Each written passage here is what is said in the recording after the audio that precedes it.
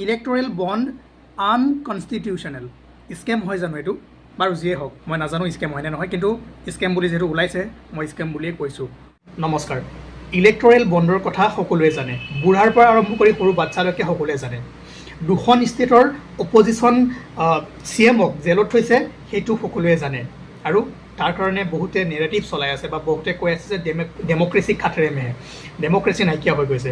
মই ডেমক্ৰেচি আছেনে নাই তাৰ ওপৰত মই ক'বলৈ যোৱা নাই মই আজি ক'ব গৈ আছোঁ যে মানুহৰ ডিচিশ্যন মেকিং পাৱাৰ আৰু মানুহে বস্তুবোৰ কিমান ভালকৈ জানিব পাৰিছে তাৰ বিষয়ে ক'ব জনাইছোঁ এতিয়া যিবোৰ ঘটনা আপোনালোকে দেখি আছে ইলেক্টৰেল বণ্ড স্কেম বা অপজিশ্যন লিডাৰক জেলত থোৱা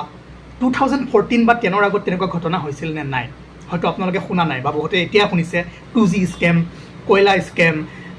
কমনৱেলথ গেম স্কেম আৰু অপজিশ্যন কোনোবা লিডাৰক জেলত সোমাইছে সেই একেখিনি ঘটনা এতিয়া হৈছিল আগতে হৈছিল কিন্তু এতিয়া কিয় ইমান চিঞৰ বাখৰ লাগিছে এতিয়া ছ'চিয়েল মিডিয়াৰ দিন এতিয়া প্ৰত্যেকজন মানুহৰ হাতে হাতে মোবাইল আছে আৰু প্ৰত্যেকজন মানুহে এইবোৰ কথা গম পাইছে আৰু তাৰ কাৰণে কি হৈছে ডেমক্ৰেচি বেছি ষ্ট্ৰং হৈছে সকলোৰে ডিচিশ্যন মেকিং পাৱাৰ বাঢ়ি গৈছে আৰু এতিয়া কোনটো ভুল কোনটো বেয়া কি ভাল কি বেয়া সকলো মানুহে বিচাৰ কৰিব পৰা হৈছে ইয়াৰ একমাত্ৰ কাৰণ হৈছে যে ছ'চিয়েল মিডিয়া অহাৰ পিছত সকলোবোৰ ট্ৰান্সপাৰেণ্ট হৈ গৈছে আৰু এনেকুৱা ঘটনা এতিয়াও ঘটিছিল আগতেও ঘটিছিল আগতে কাৰো হাতে হাতে মোবাইল নাছিলে ছ'চিয়েল মিডিয়া সিমান নাছিলে আৰু সেইকাৰণে যিসকলে পেপাৰ পঢ়ে বা টিভি চায় তেওঁলোকেহে অলপ চলপকৈ এইবোৰৰ বিষয়ে জানিবলৈ পাইছিল কিন্তু ইয়াতকৈ ডাঙৰ ডাঙৰ ঘোটালা আগতে হৈ গৈছে ইয়াতকৈ বেছি অপজিশ্যন লিডাৰ জেলত সোমাইছে তেনেকুৱা ঘটনা ময়ো হয়তো এতিয়া গম পাইছোঁ কিয়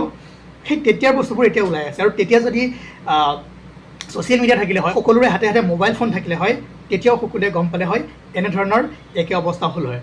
ছ'চিয়েল মিডিয়া অহাৰ পিছত ডেমক্ৰেচি ষ্ট্ৰং হ'বলৈ গৈ আছে মানুহৰ ডিচিশ্যন মেকিং পাৱাৰ বাঢ়িব গৈ আছে কাৰণ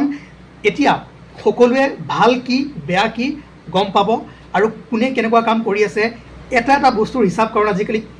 ছ'চিয়েল মিডিয়াত আহিয়ে যায় আজিকালি নিউজ হি নাথাকিলেও মোবাইল এটা থাকে আৰু মোবাইলত সকলোবোৰ উপলব্ধ আৰু সকলোবোৰ মানুহে দেশত কি হৈ আছে কি চলি আছে কিমান টকা ক'ত খৰচ কৰিছে গম পাইছে আৰু সেইকাৰণে আগন্তুক দিনত যোনেই চৰকাৰ নহওক সকলোৱে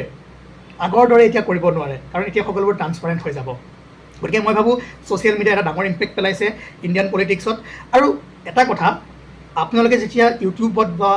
বিভিন্ন ছ'চিয়েল মিডিয়া চাইটৰ ভিডিঅ'বোৰ চাব বহুতে বহুত ধৰণে ক'ব কাৰো কথা আপোনালোকে মানিব নালাগে আপোনালোকে যিটো সঁচা সেইটো চাব লাগে